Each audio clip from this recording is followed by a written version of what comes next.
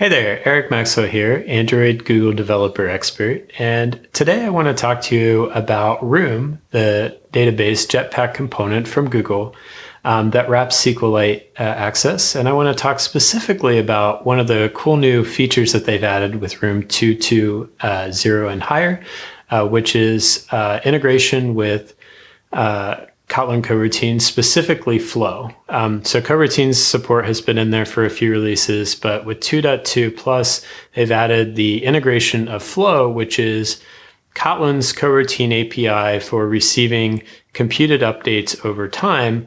It's very similar to an RX Flowable or live data, if you're familiar with those concepts. But Flow works specifically with coroutines. So we're going to look at that today. And I thought, you know what, instead of looking at documentation and just taking it for its word, wouldn't it be fun if we could actually splunk through the generated code for your Room data access object and see how things are working under the covers. So let's go ahead and get started and see how things work. Now, a few things before we get started. First, I'm going to be showing how Room works with Flow by looking at the Android Sunflower example. This is a demo app that actually shows a lot of the best practices currently with all the new Jetpack components from Google. You'll see it running in our emulator on the right. Now, I have mutated it just a little bit so I could illustrate some of the points that I want to talk through as we're splinking through the APIs. Another thing that I'll point out is that if you just want a gentle introduction to Room with Flow, Florina Montanescu has put out a really nice kind of intro article where you can read about Flow and how it relates to RxJava, live data, and some other mechanisms. So I'll make both of those links available in the notes at the end. But without further ado, let's get into it. Okay, so what you see over here on the right is the modified version of the Sunflower demo app. So if you go download the demo app code for the Sunflower Google example, you'll see it works a little bit differently. So what I've modified here is I first added a floating action button in the lower right corner of the plant list screen. And instead of showing all the plants that were originally loaded with the example, I've only loaded 4 plants when the app first starts up for the first time. Now, all of these plants are persistent, so across separate launches of the app, the plants are always going to be there, the 4 plants that you see at the start. The floating action button that I've added, as you'll see here, adds another plant. So if I click on this, another random plant will get added and loaded. So I can click on it a second time to add another one. And these are just plants with some details to them. All of this data is driven by a JSON file that's included with the sample. So again, all I've changed here is I've added this floating action button, and then I've also modified the example to get the live results as a flow from the database using Room. So let's take a look at the code to see how this is laid out a bit. So there's this plant list fragment, which contains the details for what you see here. And then as part of that, there is a subscription for the UI. And so inside the subscribe UI method, there's a ViewModel live data property called plants that this fragment is observing using its view lifecycle owner. And anytime there's a new list of plants that comes, it submits that to a list adapter that then, updates the recycler view accordingly. The floating action button is wired up to the ViewModel's add produce method, and this might be a good segue to go into that. So here's our ViewModel. I just command clicked into it here. This is a plant list ViewModel. This is an existing ViewModel in the project. The only thing I modified is how it gets its data. So it's getting it from a repository. It's getting this plants flow, and it's collecting on that flow. And so collect is how we observe that flow for changes. So as we collect, this will continually watch that flow for updates that come. So anytime our plant list in the database changes, which there's a Room SQLite database, backing this data, anytime there's a change to the table that we've queried upon, this plant, a new update will be emitted here, and we will collect that new update through our plants flow. And once we've collected that, then we can emit another item from this to this live data subscriber. So this live data here at the top is a builder for live data that works well with coroutines. So everything within these brackets are running within a coroutine. So when we make our plants repository request and collect on it, everything's done within a coroutine that's associated with the context, coroutine context for the main thread.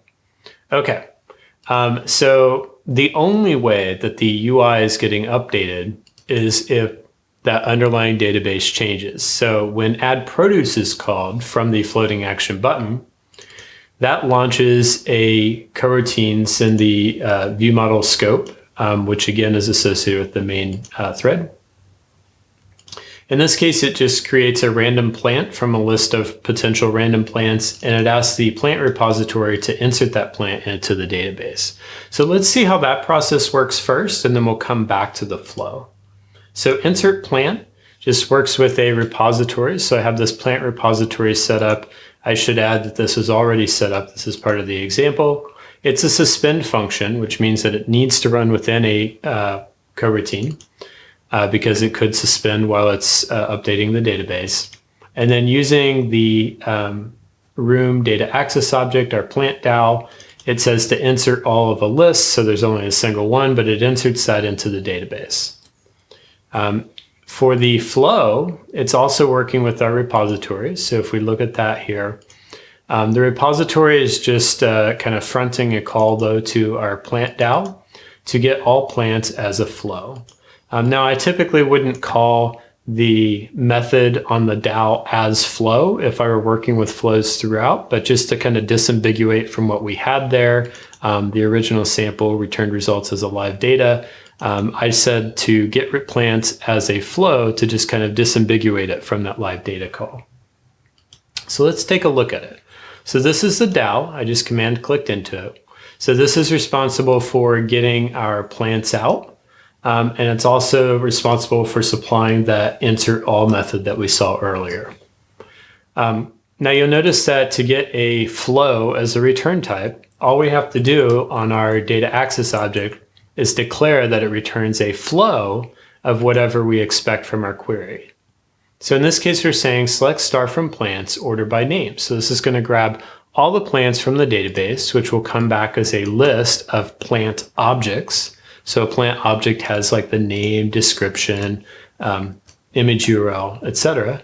It's in the plants database table. And for the insert, again, it's just taking a list of plants and it's generating all the code necessary, all the SQL code necessary to put that into the database. So that's great. This works fantastic. If I were using RX, I could have it return a flowable here, or if I wanted, I could have it return the live data. But what I was really interested in here is how does this all work under the covers? This is a thing that I do anytime I'm exploring a new API, and I really want to learn both how the API works at a deeper level than what the documentation can and should cover. And also, it's a good way to kind of splunk through and see how you might use flows and generate your own flows within your own APIs. So one of the ways that you can do that with Room is you'll see over here on the left-hand side of the screen, this is an interface. And the way Room works is it takes an interface that you've defined for your data access object, and it generates some code that implements that for you. So if you click on this I with a circle on it and the down arrow, you can see that this is implemented by a plant DAO_impl.java. And in fact, if I go over on my project view and click on this, scope icon, you can see where this generated class lives within my generated Java output for the project. So you can always go through and splunk through all of those at your own leisure. But let's take a look at the plants flow here from top to bottom. So the first thing it does is it creates a string that is basically your SQL. That's what you added in the annotation for your interface. And then it creates a statement. So this is a SQL statement that will run against the database. And then it actually returns this whole wrapper thing of coroutines room.createFlow. And that's the really interesting part for a flow that you're returning from the database. And we'll look at that in more detail here in a minute. But let's look at the arguments passed to it. So first off, it's passing the room database. This is the database you're running the query against, an instance of it. It passes whether or not you're in a transaction, which tables you're querying. So if we were joining to multiple tables, this would grow to be more than just plants. It would be all the tables that we're joining to. And then it passes a callable, which returns a list of plants. So this is kind of interesting here. What is this callable? So this callable is what's going to be issued anytime we need to run our query. So that'll be the first time to get our results back. It'll also be subsequent times as something in that underlying database table changes in order to get updated results to show within our UI. So we'll come back to this callable in a second in terms of when it's called. But let's take a look just quickly to see what that callable is doing. So this callable is generated to issue a query against the database. So you see dbutil here.query, passing your statement and a few other pieces of data. And then once that query is executed, then it goes through and does all the low-level cursor bits that takes a cursor, which is like a stateful pointer to the data in memory. It continues to kind of iterate on that and move to the next entry, pulling the data out appropriately and putting that into a plant model object that it puts into an array list, which is returned every time this callable is invoked. So you might be wondering, that's cool. So when is the callable invoked? And that's the really interesting part here. So I'm going to go into this coroutines room create flow function. Now, if I command click into that, you might see that it's just kind of a decompiled it's not even decompiled. It's just kind of a look at the compiled class. All I see is the signature here. So I have a couple options. Sometimes you can download sources, and that seems to work in Android Studio. Doesn't always seem to work for me. I found that I can do Command Option O and find that class on the class path though. So I'm not sure why the disconnect, but when you do a Command Shift O, you can start freehand typing a class name, and you'll see that I have this coroutinesroom.kt. I'm going to use this as an opportunity to show you another way that you can look up all of the Jetpack, Android X, and Android classes, even like the class source code for like fragments and activities and other things that aren't Android X. And that is at cs.android.com. So let me pull that up. Okay, out here at cs.android.com, you can freehand type for anything, or you can browse, but let's go with freehand typing. So if I go back to my source code, I'm looking for coroutinesroom.kt. So if I search on that first, notice how quickly that search happens. That is incredible to me that it can happen so quickly. And in this case, I looked up a specific file, but like, let's say I wanted to look up create flow function. If I just typed in create flow and enter, you'll see that it finds create flow spread across all parts of the Android X kind of source code tree, right? I'm just baffled by the speed. This is incredibly fast. And so it's a very useful way to go Splunk through your favorite APIs. But for now, I'm just going to go back to our coroutines room.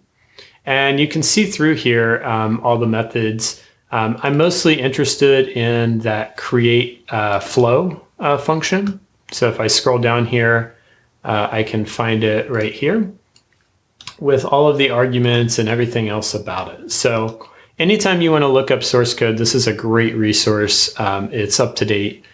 And if you want to, if you find something useful and you want to link to it, you can click here, and then that basically, creates a link specifically to that line, so you can use that to share with colleagues or come back to later. Okay, so let's switch gears and let's get back into our code sample. So we were in our impl, and if you remember a second ago, we were looking at the return type here for our get plants as flow. The implementation was a coroutinesroom.createFlow. So looking at coroutinesroom.kt, which again, comes from the Room library dependency. We can see that create flow takes in a database, takes in a Boolean indicating whether or not you're in a transaction, takes in the table names that you've queried, and it takes in a callable. So in other words, it takes in everything that you see here. Okay, now let's examine the body of create flow. So the first thing you'll notice is that the entire function is wrapped in this builder. So this thing you see here with flow open bracket, that's a builder for a flow, which some other part of our application, like our view model, can collect on. So everything that is emitted from the flow, all the logic to emit that, is all within these brackets defining the flow here. And this code isn't actually ran until something collects on it. So let's take a look at the parts of this and see what all is actually happening. So the first thing you'll notice is, in addition to flows, this flow builder utilizes a channel. So let's take a look at what that is. And before we do that, just a little bit to disambiguate a flow versus a channel. So at a high level, a few differences are that flows emit potentially multiple results, multiple things from it, just like a channel can, but flows don't run any of their logic to emit things until they're collected upon, versus channels are what we call hot. So flows are cold, channels are hot. Channels can be, you can push something into a channel, and depending on its configuration, you can push a lot of things into a channel before anything starts collecting on it, although we don't call it collect when you're taking stuff out of a channel. But the biggest differences are that you can push that data to that channel even when something is not collecting on it. Now, the way that this flow is set up and the way that Room does it is it creates a channel with a configuration of conflated. And what this does is it says that anytime something is pushed to the channel or sent to the channel, if there's something already sitting within that channel, some piece of data, which in this case it's been declared as a unit. So if there's a unit inside of this channel and another unit is offered to this channel, it replaces the existing unit. So in other words, this channel will always only have one item, and it's always going to be the latest item. So if we've pushed 10 units to this channel, only the 10th one is going to be acted upon. So there's other configurations. There's something called rendezvous, where sending to a channel will actually suspend until something collects on it. You can buffer it, so you can have maybe like 10 units pushed to a channel before anything can be collected. And there's a lot of other configurations. What's the best way to figure that out? Well, command clicking and scanning through the docs or through the source code to see what your other options are.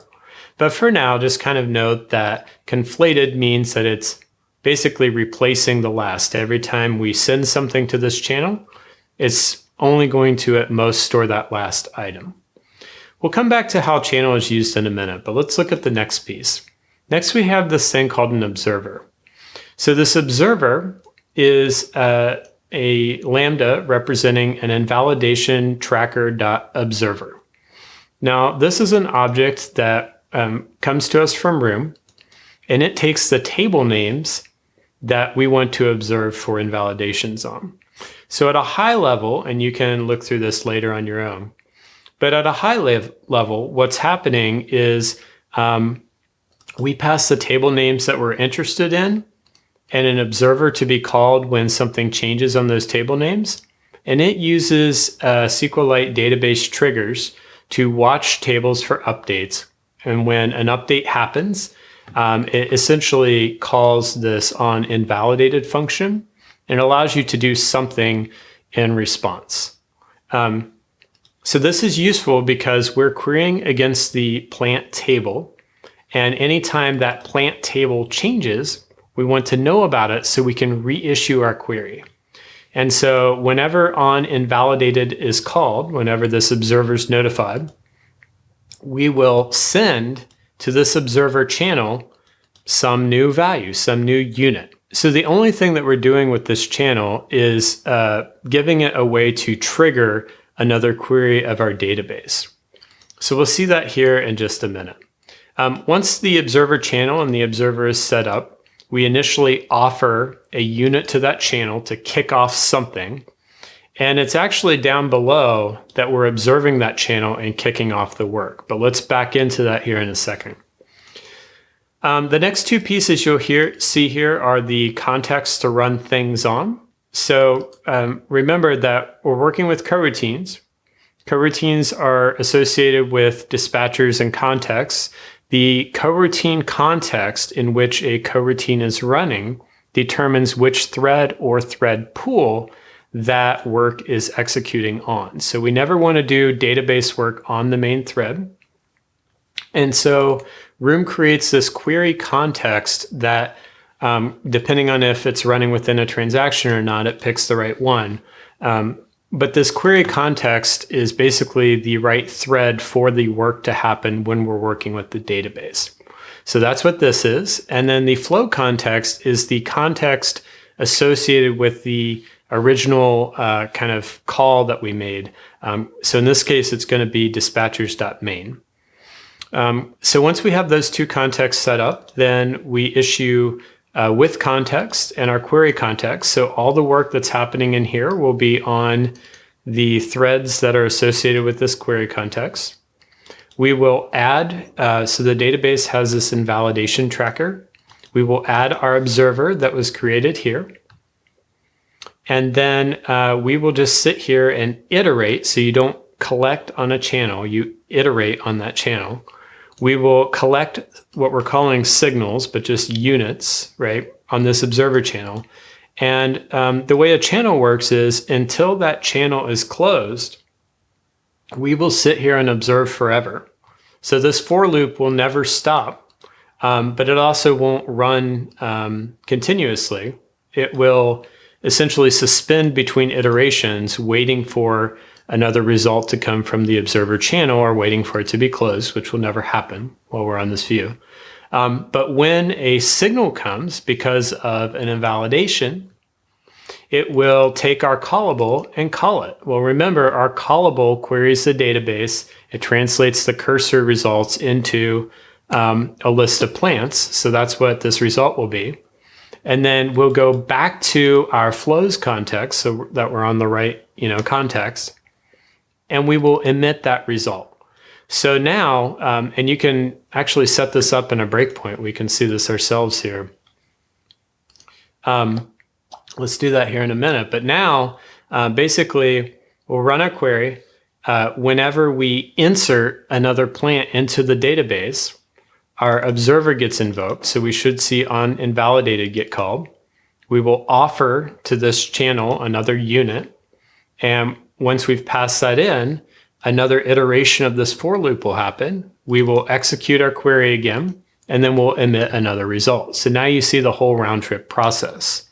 There's a lot here that you could go into a little bit deeper. I think this is as far as we want to go today, but let's go ahead and see this in action, and then we will wrap up here. Okay, so I have 6 plants over here on the right, and I have a couple breakpoints set for the observer channel here when we're offering a new unit, and also another breakpoint here, so we can see that this gets triggered after we trigger this. And I'm also going to back up here and add a breakpoint here and a breakpoint here, because what I want to see is when I click on add produce, this indeed kicks off. And then I should see that we get over to our coroutines room, and I should see that this gets triggered. And then I should see that this gets triggered. And finally, we should be able to back up and see that this gets triggered because we are collecting an updated plant list when the query is reissued, so we can update our live data. All right, so let's try it out. Click on plus. Okay, first thing we see is add produce, right? So we'll say add. Oh, okay, so we added that produce to the database. Now we can see that our observer gets called that, hey, this has been invalidated, time to issue another query. Okay, so now we're observing, we're in this loop, we've issued another query. Now we're going to emit the results back. And here we get an updated result, which now we're collecting on, and we're going to re-emit that as live data to our view layer. Okay, well, that's about it. I hope you've enjoyed and learned something. If you'd like to connect with me, you can find me on Twitter at EMMAX, that's Emacs, or on the web at emacs.dev. I also contribute a lot to GitHub, so you can find me on there at the handle ericmaxwell2003. Some additional resources that I mentioned throughout the video, you can check out cs.android.com to query for any of the classes, the source code for those classes that you see within the Android APIs. And finally, the Sunflower example that I modified for this lesson is available on GitHub at /android/sunflower. Thanks for watching. We'll see you around.